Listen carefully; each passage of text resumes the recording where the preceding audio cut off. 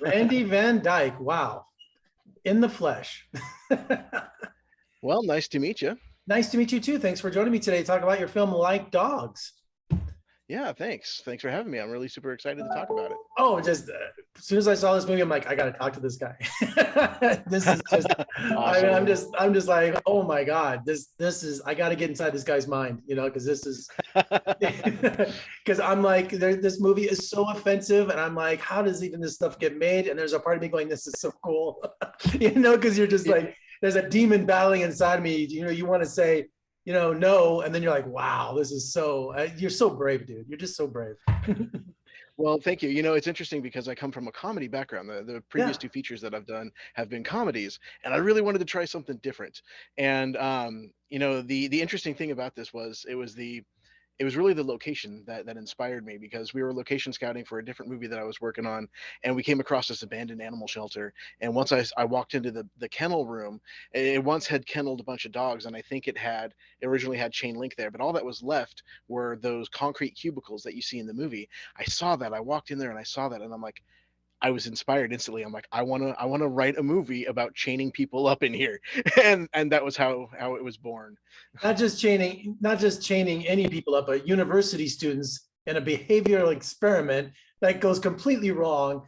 And was there any scenes that were just too outrageous, or did you just like, you know what, I'm going to put it all on paper and we'll just see what the cast thinks, what I think? I mean, where were the boundaries for this movie? So originally, it actually was really. I mean, it already swings for the fences, but it was swinging even further Yeah. originally.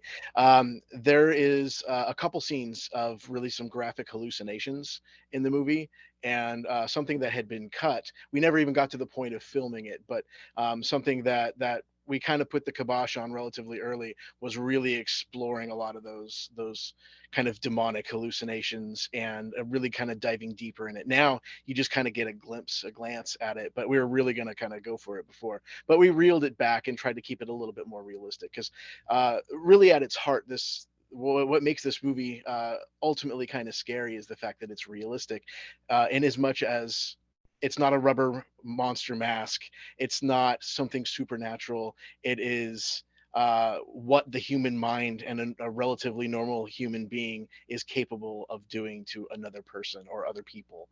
And I think that's what makes it really scary, is basing it and is grounding it in some level of reality.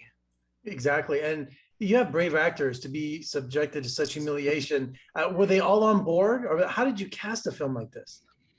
So, it's interesting because for some people in the cast, and I'm not going to mention any names, we had to kind of ease them into the idea of wearing those collars.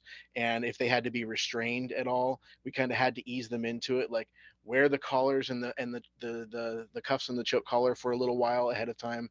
Then we'll chain it down to a table or to a chair, or to the wall, that kind of thing. So we kind of eased everybody into that a little bit to kind of test their comfort level. But people really had a lot of fun with it, and on set it wasn't obviously nearly as horrific as it seems in the movie.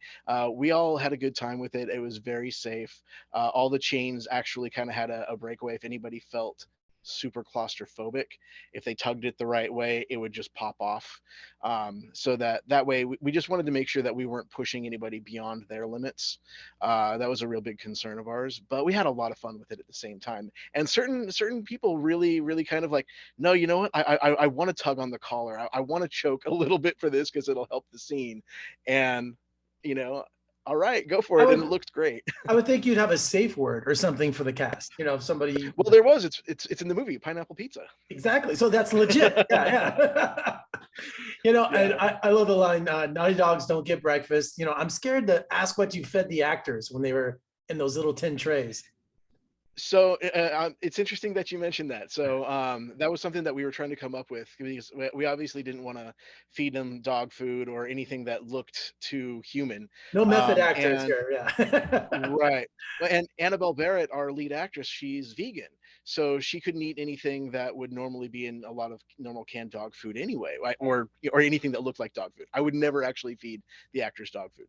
But what we got was textured vegetable protein, the same stuff that they make bacon bits out of.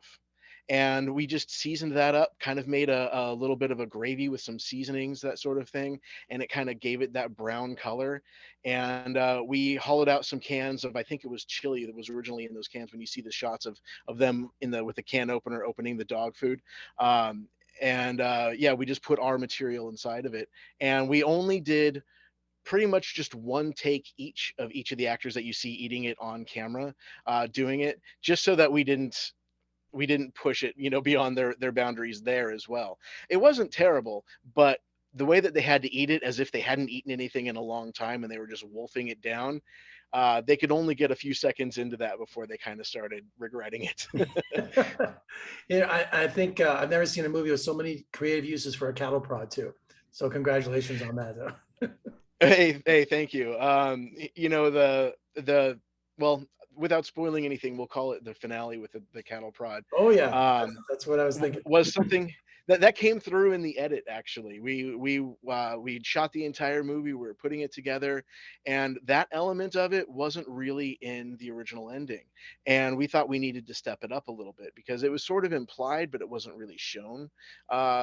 The way that we ultimately ended up doing it. So we went back out there to the animal shelter, and No. we did a pickup day, and we got some good stuff there, and we kind of made that ending a little bit more graphic, which isn't really just for shock value. I mean, that's a great moment of revenge. And when you think about, and again, I don't want to give away too much, but when you Right, think right. about it, it's it's in a horror movie setting, it's fitting. Yeah, it's one of the most memorable scenes in the movie too. So great payoff. Great payoff. Well, thank you, I appreciate that. Well, Randy, man, it's been a thrill to talk to you. It's going to go down as one of the most exploitive films of all time. And I can't believe you did comedy before this, because you look like a fun guy, but it's also the mind of, but I can understand your inspiration, because I went to film school. You walk into that abandoned shelter and you're just like, your mind just starts, Right. clicking. So great job. Great addition to the horror genre. And thanks for talking to me today, and come visit us in Las Vegas soon, man. We'd love to have you. Absolutely. I can't wait. Thanks so much.